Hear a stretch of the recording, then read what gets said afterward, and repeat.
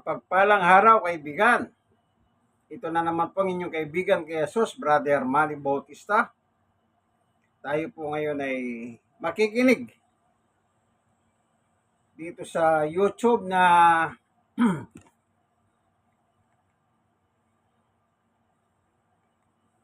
meron po kasing dito. Ayan. 7 countries where the Bible is banned. 7 nations have raised walls of censorship as high as the fear that built them, stifling the voice of faith with laws that fall like hammers and punishments that hurt like thorns. Dear listener, this documentary takes us to the darkest corners of the earth, where the truth is persecuted and the gospel is outlawed as a dangerous secret. But in these dark places, the shining courage of those who defy oppression shows us that even when the Bible is banned, its power remains unwavering, like a flame that no darkness can extinguish.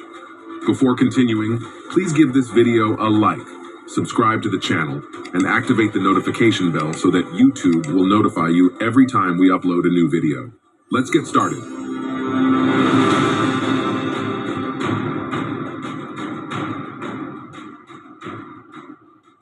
Throughout history, Christianity has faced persecution in various regions and times. From the Roman Empire, where Christians were thrown to the lions, to the Middle Ages, where the Inquisition imposed religious orthodoxy. In the modern era, we encounter new forms of persecution, sometimes subtle and sometimes brutally explicit, in which the simple act of reading the Bible can cost one's life. The Bible, which for many is a source of faith and hope, becomes a symbol of resistance and danger in certain countries, even though freedom of religion is an internationally recognized fundamental right. However, in many parts of the world, this right is violently suppressed. The reasons range from political control to the protection of a specific religious identity. In this exploration, we will not only identify these countries, but also delve into the causes of this repression. In this context, we will understand how, in the 21st century, the possession of a Bible can be seen as a subversive and dangerous act, challenging power structures and threatening the stability of regimes that fear any form. Ayan, Mahigpit na pinagbabawal ang Biblia upang ang tao po hindi makahalam ng katotohanan. Ngayon, meron tayong ipakikita dito yung presidente ng Korea.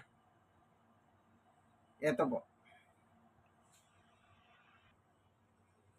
North Korea.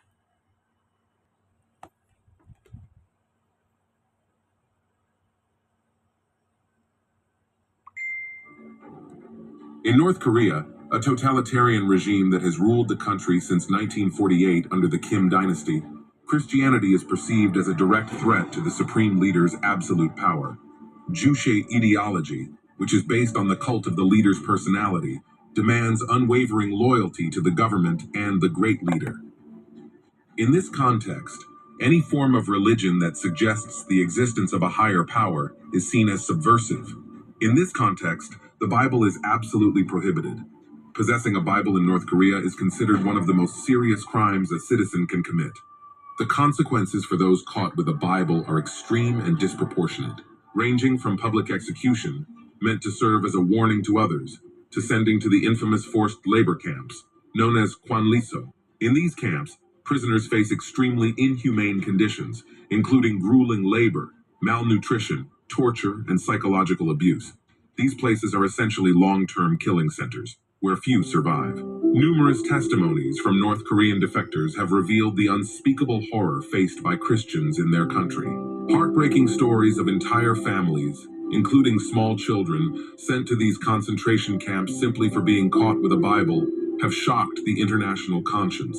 Despite these revelations, the situation of Christians in North Korea remains one of the most critical and challenging, and raises an urgent question about the responsibility of the global community to intervene and protect the fundamental human rights of these people.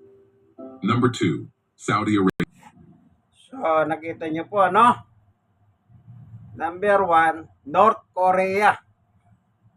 Alam niyo sa North Korea po, talagang doon, hindi malayang bansa yan.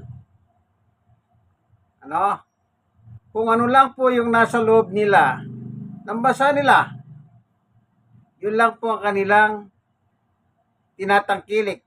Walang produkto nang gagaling sa labas para pumasok sa loob. Wala rin pong internet sa North Korea. Ano, tandaan nyo yan.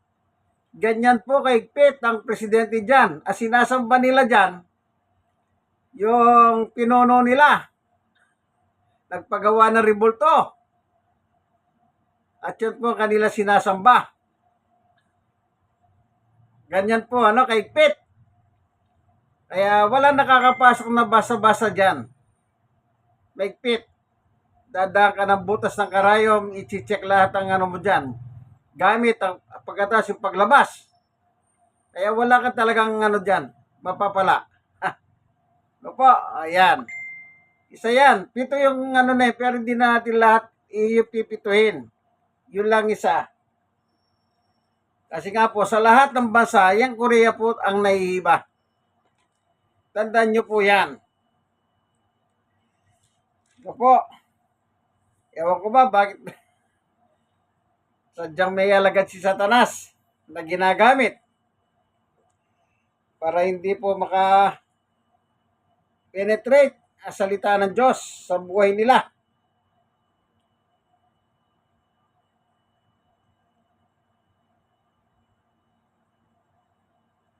Meron po sinasabi ang Panginoong Yesus, Mateo 5:11, pinagpala ang mga nilalait at inuusig ng mga tao.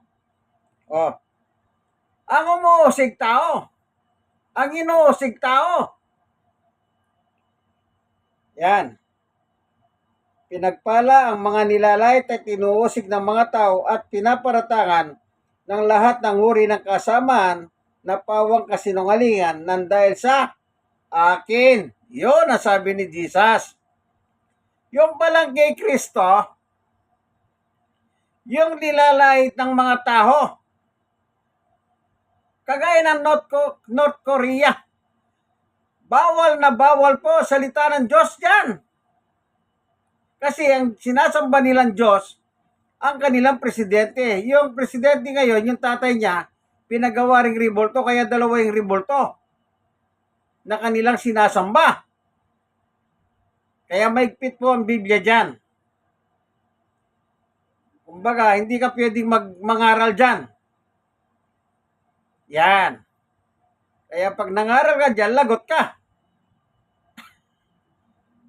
May mga bansa po palang ganyan at isa na yung North Korea. Sa bagay, pito yung binanggit, hindi na po natin nanin yung iba, no? Ngayon, bagamat sa mga kasaysayan, meron din po, pero ngayon hindi na. Yung Korea lang ang medyo maigpit, ano, yung North.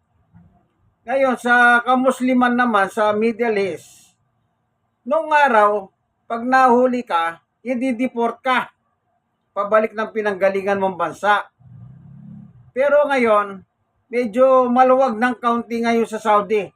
Meron na rin pong mga Kristiyano doon sa Saudi na hindi na sila masyadong iniigpitan. Ano? Kasi marami na pong mga Muslim ang naging Kristiyano. At dyan po, napapanood ko po sa YouTube, marami nang nagpapatutong mga Muslim patungkol sa ating Panginoong Yesukristo. Kaya ganyan, ano po? Yan. Ang inuusig taho. Ang umuusig taho. Yung inuusig ngayon, yung mga Kristiyano. Mga Kristiyano. Kasi po, ang dala-dala nila, aral, ay walang iba kundi si Yesukristo, ang Panginoong Yesus na tagapagligtas. Kaya nga tawag sa kanila, Kristiyano. Ano po? Yan. Maraming mga, sa bagay, sa Pilipinas lang eh. Naturingan mga Kristiyano pero mamamatay tao naman sila. O, di po ba? Dalawang klaseng reliyon sa Pilipinas. Nagdimandahan. Anong sabi ng isa? Yang reliyon na yan, mamamatay tao. Ang sagot naman nitong isa, ang reliyon na yan, mamamatay tao. Pareho po sila nag-akusa sa isa't isa. Mamamatay tao ang kanilang akusasyon. Na tayong magawa eh. Ganyan talaga. At meron silang hawak ng mga ebidensya. Both parties, meron silang ebidensya. Oh, siyempre, kung meron silang hawak ng ebidensya, mahirap mong timbangin yon. Yung iba, meron pa silang kaso sa korte na pinatunayan ng korte na talagang mamamatay tao ang isa't isa. Meron silang hawak ng mga resolusyon ng korte. Oh, ganyan sila. Tapos yung isa't isa pa, nagpapalitan sila ng member. Yung isa lilipat sa kabila, yung isa lilipat dito. Nakakatawa yung dalawa na yan eh. Nakakatakot na reliyon niya. Lipatan sila, pero ang akusasyon nila, mamamatay tao yan. O, hindi na natin pakalalanan. Sikat na sikat sa Pilipinas yung dalawa na yan eh. Ano po? Dito sa Biblia,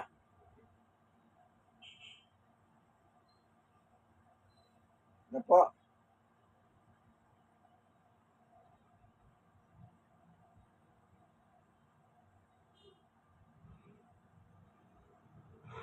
Sabi ni San Pedro, unang Pedro 2:16, ngunit kung kayo'y magdusa dahil sa pagiging Kristiyano, huwag ninyong ikahiya ito.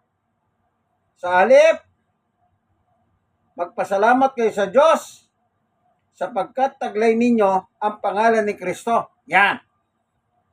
Ang mga totoong Kristiyano, taglay ang pangalan ni Kristo.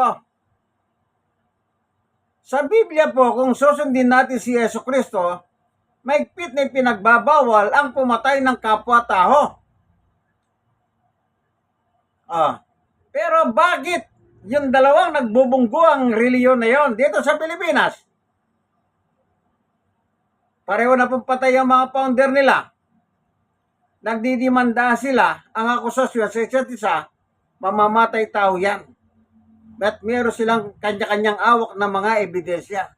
Yung iba galing sa korte, yung iba naman nakapublish sa mga newspaper. Pero nakakatakot, lumilipat yung isa. Ano nililipatan nila? Reliyon mamamatay tao.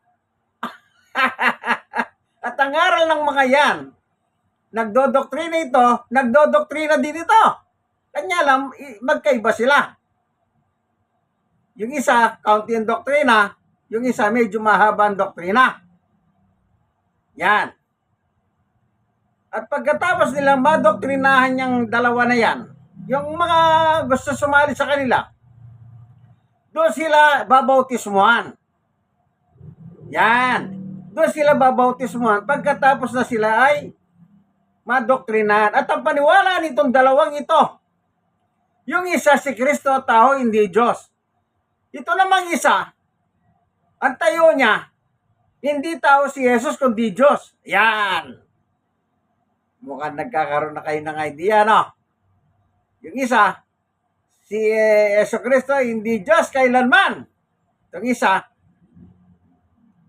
hindi totoo yan. Diyos si Jesus. Yan. Yan ang kanilang pinagkaiba. Pagdating sa aral, yung isa tao si Jesus, yung isa Diyos si Jesus. At pagdating naman sa pandoktrina, yung isa, ang balita ko nasa 27 yata yung isa 29 doktrina. Saan sila magkatulad? After ng doctrine,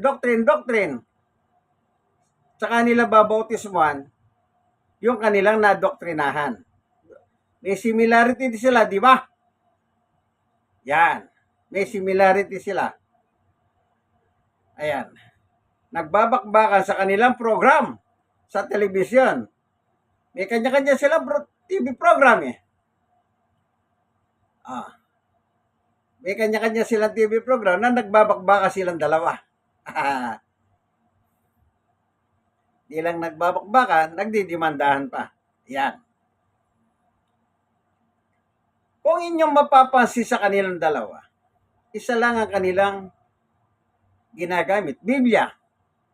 Kanya lang yung isa selective, yung isa hindi. Yung si Jesus ay tao, ang ginagamit niyang Biblia marami. Kanya lang selective siya. Yung isa naman, isang Biblia lang ginagamit niya. Ang title yata, ang dating Biblia. Pamisan-misan gumagamit siyang magandang balita Biblia naman. Pamisan-misan. Yan. Pareho sila. Magbabanata sila. Nag-aamo lang pa ng debate yan eh. Kanya lang, hindi nga lang natuloy. Kaya yung mga audience nila, yung kanilang miyembro, kumisan, sumusugod sa mga kampo ng isa't isa. Para doon siya magbabakbakan. Yan. Okay? Ngayon, sa Biblia po, ang Kristiyano, taglay ang pangalan ng ating Panginoong Hesukristo. Ayan, in Christ alone, no? Ayon kay Apostol Pedro. Kahit itong in Christ alone, si Apostol Pedro din po sumulat niyan. No po? Kaya yung mga Kristiyano, taglay ang pangalan ng Panginoong Hesukristo. Tandaan niyo po yan. Kaya pag meron ka natanong na reliyon, anong reliyon mo? Ganito, ganyan. Ako pag tinatanong nila ako, sagot ko, anong reliyon mo? Sagot ko, wala akong reliyon. Wala silang didebatiin. Tapos kung mapilit sila, ang sagot ko, ako po'y Kristiyano. Yan. 11:26, tignan natin ano. Dito sa libro o Biblia. Doon sa Gawa 11:25, nagpunta si Bernabe sa Tarso upang hanapin si Saulo. 26, at nang kanyang matagpuan, isinama niya ito sa Antioquia. 1 taon silang nanatili roon kasama ng iglesia. Pag sinabing iglesia, mananampalataya kay Kristo. Kristiyano yon, ano?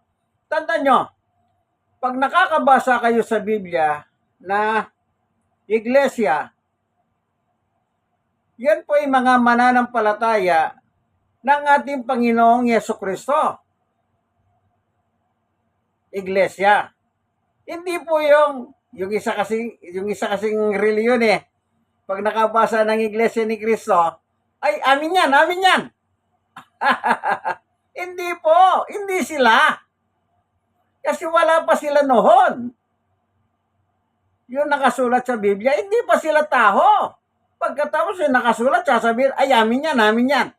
Maling-mali naman kayo, mga kulto. Ayan.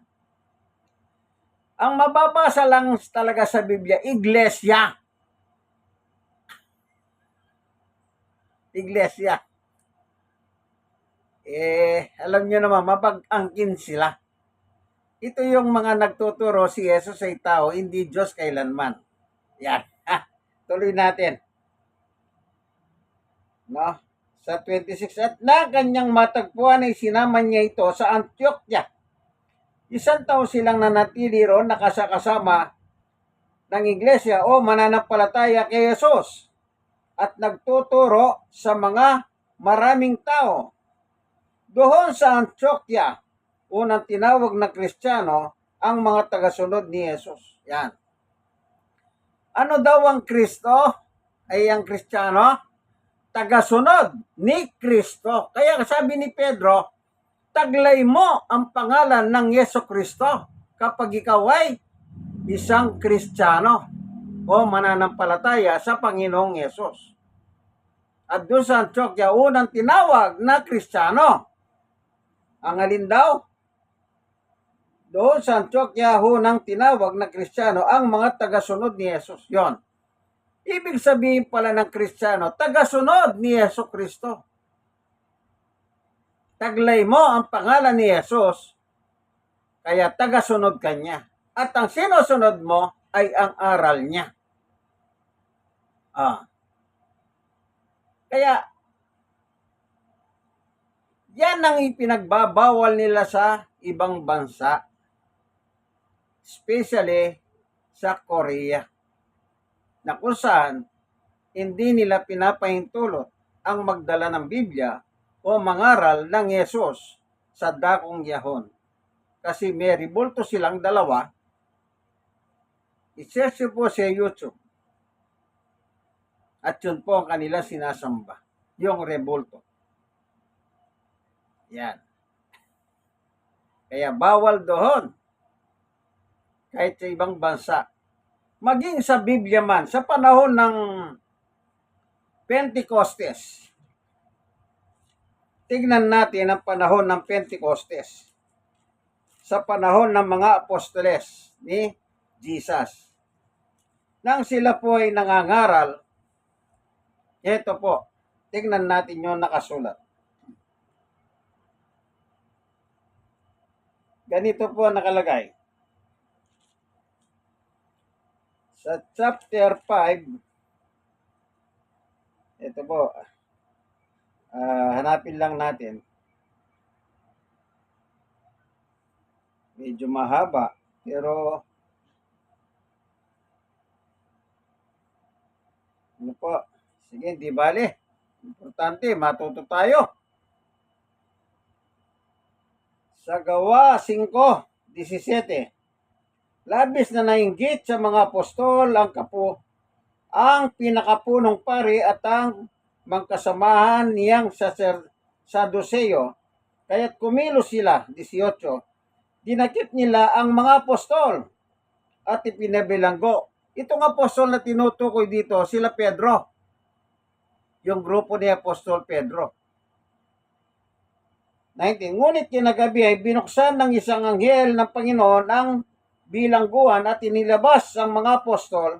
Sinabi nito sa kanila, 20, pumunta kayo sa templo, ipahayag sa mga tao ang lahat ng bagay tungkol sa bagong pamumuhay na ito.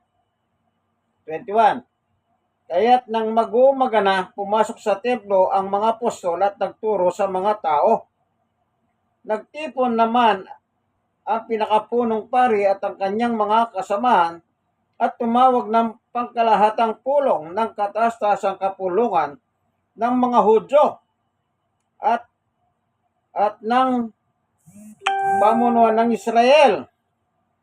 Yan. Ipinakuha nila sa bilangguan ng mga apostol. Ayan. Yung pong nakalagay dito, kataas-taasang kapulungan ng mga Hudyo. Sa Pilipinas, katumbas ng yan ay Korte Suprema. Ayan o, Senado.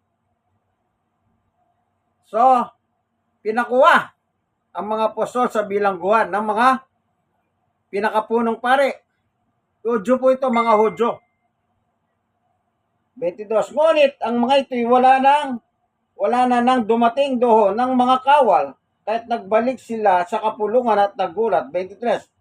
Nakita po namin na nakasusing mabuti ang pintuan ng bilangguan at nakatayo roon ng bantay. Ngunit nang buksan namin, wala kaming nakitang tao sa loob. 24. Nang marinig ito, nabahala ang mga punong pare at ang kapitan ng mga bantay templo. Hindi nila lubos maisip kung paano nangyari, ano ang nangyari sa mga apostol. 25. Na siya na may pagdating ng isang taong ganito ang sabi, tignan po ninyo ang mga lalaking pinakulong ninyo na naroon sa templo at nagtuturo sa mga tao. Kita nyo po, nakasusing maigi ang susi at may bantay pa. Pero nakalabas po sila Apostol Pedro. Kasi po, kapangyarihan ng Diyos ang kumilos doon. Okay? Kasi, hindi pwedeng adlangan ang pangangaral. Yun ang ibig sabihin nun. Hindi pwedeng ikandado ang pangangaral tungkol sa salita ng Diyos. Kaya ang Diyos ang kanilang kinakalaban ng mga Hudyong pinakapunong pare. Yan. The high priest. Tuloy. 26. Kaya't pumunta sa templo ang kapitan kasama kanyang tauhan, kinuha nila ang mga apostol, ngunit hindi sila gumamit ng dahas sa pangambang baka babatuin sila ng mga tao. Kasi po marami na nakakarinig about Jesus. Kaya hingat na hingat din ng mga sundalo. Nakalagay, baka sila babatuhin. Kita nyo po. Kaya ingat-ingat sila. 27. Niharap nila sa kapulungan ng mga apostol at ang mga ito itinanong ng pinakapunong pare. Tinanong ng pinakapunong pare. Maraming pare. Pero yung high priest sa panahon natin ay Santo Papa. Hop, hop. 28. Hindi ba't mahigpit namin kayong pinagbawalang mangaral sa pangalan ng taong yan? O yan. Sa pangalan ng taong yan, ibig sabihin, yung pangalang Yeso Kristo, mahigpit namin kayong pinagbawalang ipangaral yan. Tingnan nyo po yung mga Hudyo sa panahon nila Pedro. Ayaw nilang ipangaral si Jesus sa mga tao. Ayaw nilang tagapagligtas. Ayaw nilang matutunan ng tao ang tagapagligtas. Ganon po din sa mga ibang bansa na yung nakasulat sa Biblia kung gaano kahigpit sila, ganyan din po ngayon sa ating panahon ni mga bansa na tinutukoy na bawal ipangaral si Yesu Kristo sa kanila. Kaya yung ugali ng mga Hudyo noon sa Biblia ay kaugali din nila ngayon. Kaugali din nila ngayon. Na mahigpit silang nagbabawal na bawal pumasok sa kanila ang ebanghelyo ng ating Panginoong Jesucristo. Buti na lang dito sa Pilipinas, malaya po tayo. Malaya ang Pilipino sa pangangaral ng ebanghelyo. Kanya lang yun ang nangyari, kapwa Pilipino, nagdimandahan pa. Pagalingan pa. Nag-aamunan pa. Ganyan sila kagaling. Kagaling saan? Ewan ko. Tuloy. Hindi pa mahigpit namin kayo pinagbawalang mangaral sa pangalan ng taong yan. Yung pangalang Yesus, sinabi niya. Ngunit tignan ninyo ang inyong ginawa. Laganap na sa Jerusalem ang inyong itinuturo at nais pa ninyo kami papanagutin sa pagkamatay ng taong yan. 29. Sumagot si Pedro at ang ibang mga apostol, sa Diyos kami dapat sumunod at hindi sa tao. Yan. Ang ganda ng pananampalataya ng mga apostol, sila Pedro. Sa Diyos kami susunod, hindi sa inyo na mga tao. Panahon ng kahudyoan ito, sila Pedro, Hudyo sila. 12 apostol, mga Hudyo, at ang mga muusik sa kanila ay mga Hudyo. At din ang pumatay kay Jesus. Kaya sabi nila, pati kami pinagbibintangan ninyo sa kamatayan ng Jesus na yan. Ang totoo, sila naman talaga ang sumigaw ng, ipako yan! Ipako yan! Sino yung sumisigaw? Kapwa niya Hudyo. Yun, nagdidepensa pa sila. Pinagbibintangan nyo pa kami. Pero ang totoo, sila naman talaga ang nagpapako kay Jesus sa ibabaw ng krus.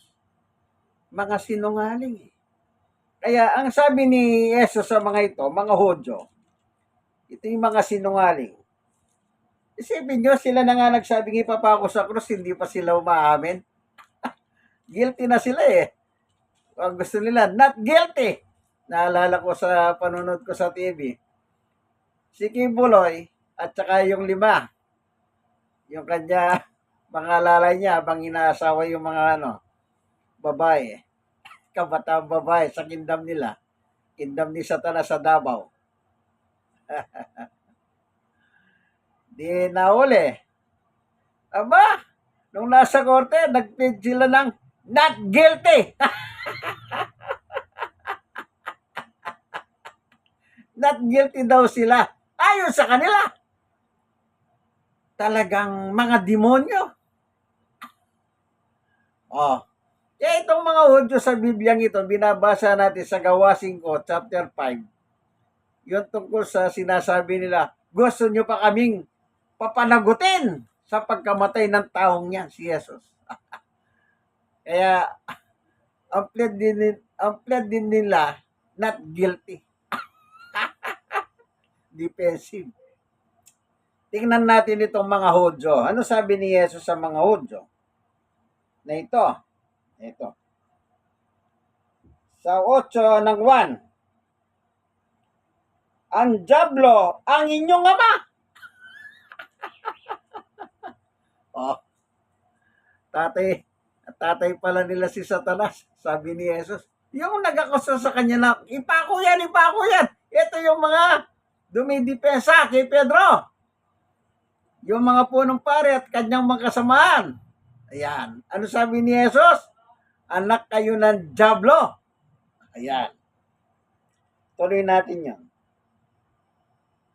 Ang Diablo ang inyong ama.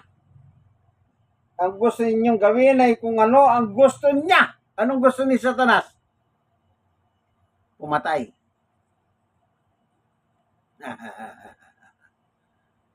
Si Kibuloy, meron siyang angel of death. Ayun, lumulutang na yung angel of death niya. Anong gawa nila? Pumatay. Ayop sila. Aasawain na. Pag nagreklamo, sabi ni Kibuloy, susundan kayo ng angel of death, pati yung pamilya nyo. Anong trabaho ni Satanas? Sabi na Jesus ng Panginoong yan, pumatay. Tignan pa natin yung isang talata. 1 Jes. Ano sabi ng Panginoong Jesus? 1 Jes. Dumarating si Satanas o magnanakaw para lamang magnakaw, pumatay at manira. Anong trabaho ni Satanas? Pumatay, magnakaw, manira. Ano sabi ni Kibuloy? Pag nagreklamo ka, yung susunod na yung angel of death, papatayin ka, pati yung pamilya mo. Ayan. Sa balita, unti-unti na lumulutang yung angel of death. Nagtatapat na sila. Sumuko na po sila sa NBI, sa pulis. Ayan. Yan. Kumikilos na makapangyarihang Diyos ng langit at lupa upang yung mga abusadong ito. Yan. Akala nyo, sige Buloy, sabi niya, ako na ang may-hari ng inyong kaluluwa. Pati yung papel ni Jesus, I am the way, the truth, and the life. Inangkin ni Kibuloy. Siya na raw. Hindi ka makakapunta sa kingdom ng Diyos kung di ka dadaan sa akin. Kuwang-kuwa niya. Nireplika niya. Inimitate niya yung gampanin ng ating Panginoong Yesus. Kaya peking Kristo siya. Peke. Okay, tuloy natin yung 8:44. Anong sabi ng Panginoong Yesus sa mga Hudyo na yon? Ang Diablo ang inyong ama at ang gusto ninyong gawin ay kung ano ang gusto niya. Nasa simula pa lamang ay mamamatay tao na siya. Hindi siya pumapanig sa katotohanan kailanman sapagkat walang puwang sa kanyang katotohanan o salita ng Diyos.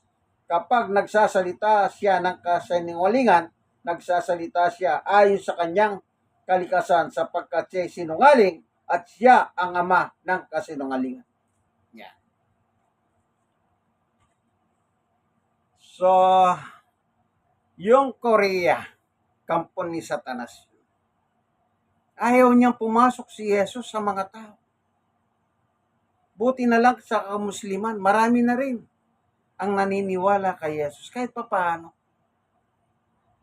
Kay Kibuloy, sa Davao, kay Duterte, hindi sila naniniwala kay Jesus. Naniniwala sila ang Jesus ay sino? si Kibuloy. Kaya may mga senador, kongresista, na dinidepensahan pa ang mga demonyo sa Davao, si Duterte at si Kibuloy. Kung ano ang gusto ni Satanas na mamamatay tao, ganun din po sila. Bakit? Manood kayong balita, lumulutang na po ang lahat. Lumulutang na ang lahat. Yung napanood kong isa, yung mayor ng Iloilo, si Bilog, kandayak po siya. Kasi pinapapatay siya ni Duterte, Digong, sa panahon niya. Buti na lang nakakuha siya ng asylum na 7 taon sa Amerika. At ngayon nagbalik at nag-testify sa Quad Committee ng Kongreso. Umiiyak po siya. At pinalabas yung video ng utos ni Digong Duterte, patayin si Mabilog, mayor ng Iloilo. Kaya napilitan po siyang mag-asylum sa Amerika. At biyaya ng Diyos, nabigyan naman siya ng asylum. Alam niyo po, kaibigan, lahat naman biktima ni Satanas. Kanya lang ang problema, kailangan mong isuko muna ang buhay mo kay Kristo. Pero kung di mo susuko ang buhay mo kay Jesus, hindi mo matatamo ang kapatawaran ng iyong kasalanan. Hindi mo matatamo. Kaya nga pinangangaral nila si Jesus para sa kanilang kapatawaran ng kasalanan. Walang pwedeng magpatawad kundi si Jesus. Paano mo ngayon? Paano yung si Kibuloy? Paano mapapatawad dyan? Siya na raw ang Kristo. Ano siya? Sabi nga sa social media, sabi ng iba, baliw na. Baliw na, sabi nila. Bakit? Akin ang inyong kaluluwa. Hindi kayo makakapunta sa kingdom ng aking Ama, kundi kayo dadaan sa akin. Kaya tandaan nyo po, kaibigan. Yan napapanood po sa social media lahat na sinabi ko. Ito pong inyong kaibigan kay Jesus, Brother Manny Bautista. Salamat po, Panginoon Diyos, sa katotohanan na binahagi mo sa amin. Nawa, yung mga nanonood ng aking video, Panginoon Diyos, masira ng video. Kung sila man po'y nalilihis ng pananampalataya, baguhin mo po ang kanilang paniwala, Panginoon Diyos. Sapagkat hindi mo hangad na ang tao mapahamak, kundi ang gusto mo, ang lahat ng tao ay maligtas. Salamat po sa ngalan ni Jesus. Kaibigan, like, share na share. Kapag na-share niyo, kayong mga na-share, mag-share din po kayo sa iba. Walang labis, walang kurang. Ito pong gamit nating Biblia, poem yan, ang Biblia ng pastor, ng mga pastor. 13 pastor, sinasangayunan po ang Bibliang ito. Nakapirma sila, yung pangalan nila nakalagay. God bless us all po. Ito po inyong kaibigan, Jesus, Brother Manny Bautista. Tandaan nyo po, ito po ang tunay na pagbubulgar ng katotohanan ayon sa poem, ang Biblia ng mga pastor. God bless us all. Bye-bye. Tandaan nyo po, ayan po si Jesus in Christ alone.